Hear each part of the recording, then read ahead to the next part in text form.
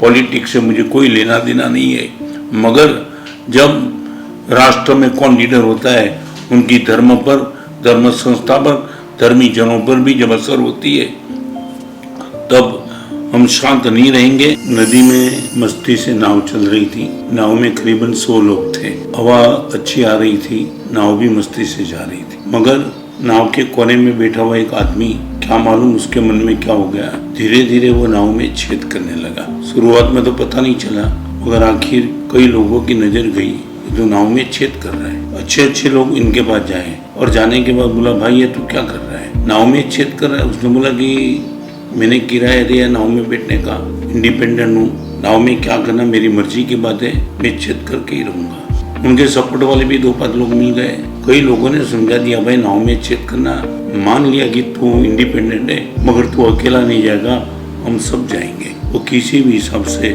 सुनने के लिए, मानने के लिए तैयार नहीं था। आखिर जो भी शिष्ट पुरुष, सज्जन पुरुष थे, उन लोगों ने हिम्मत करके, एकजुट होकर के इस आदमी को उठा करके नदी में डाल दिया।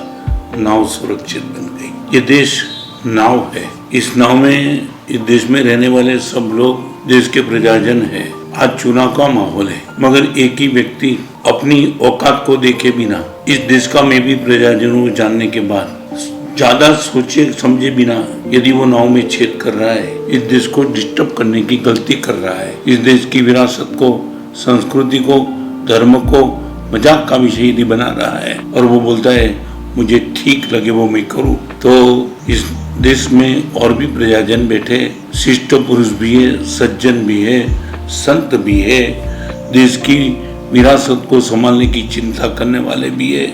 उनको सोचना ही चाहिए कि देश को सुरक्षित रखना है, इस देश में रहने वाले सभी को सुरक्षित रखना है। वो आदमी को जो तबाह करने के लिए प्रयास करता है, उनको हाथ जोड़ के नतमस्तक होके समझाने का प्रयास करो, ये रास्ता तुम्हारा बहुत गलत है। मान लिया तुम स्वतंत्र हो, मगर उनका अर्थ ये नहीं है कि तुम जो चाहे वो खिलवाड़ कर सको। और इतना कहने के बाद भी यदि वो आदमी मानने के लिए तैयार नहीं है, तो ये चुनाव आ रहा है। सभी शिष्ट पुरुषों को, सज्जनों को, वो आदमी को ढंग से पहचान लेना चाहिए और उनकी औकात दिखा देना चाहिए। नाव में से वो आदमी को फेंक दिया और नाव सुरक्षित रह गई, नाव में बैठने वाले सब सुरक्षित रह गए। उसी तरह इस चुनाव में एक ऐसा आदमी यदि पूरे देश की कमान संभालने के लिए तैयार हो चुका है, और मगर ये गद्दार है, यदि संस्कृति, सबकी विरासत को, धर्म को मानने के लिए भी तैयार नहीं है, इस देश की पवित्रता को, प्रसन्नता को, एकता को सुनने के लिए भी तैयार नहीं है, विरोध, विभाजन, विवाद, विग्रह, यही जिनकी मानसिकता है, उनको किसी भी हिसाब से चुनाव में नंबर 1 न मिले, वो कभी सत्ता पे ना आवे। उनके लिए सभी को एकजुट होकर के सावध रहना है। परमात्मा महावीर जी का शासन मेरे पास है, इनका मैं साधु हूँ, मेरी मर्यादा का मुझे पता है, पॉलिटिक्स से मुझे कोई लेना देना नहीं है, मगर जब राष्ट्र में कौन लीडर होता है उनकी धर्म पर, धर्म संस्था पर, धर्मी जनों पर भी जब असर होती है तब हम शांत नहीं रहेंगे।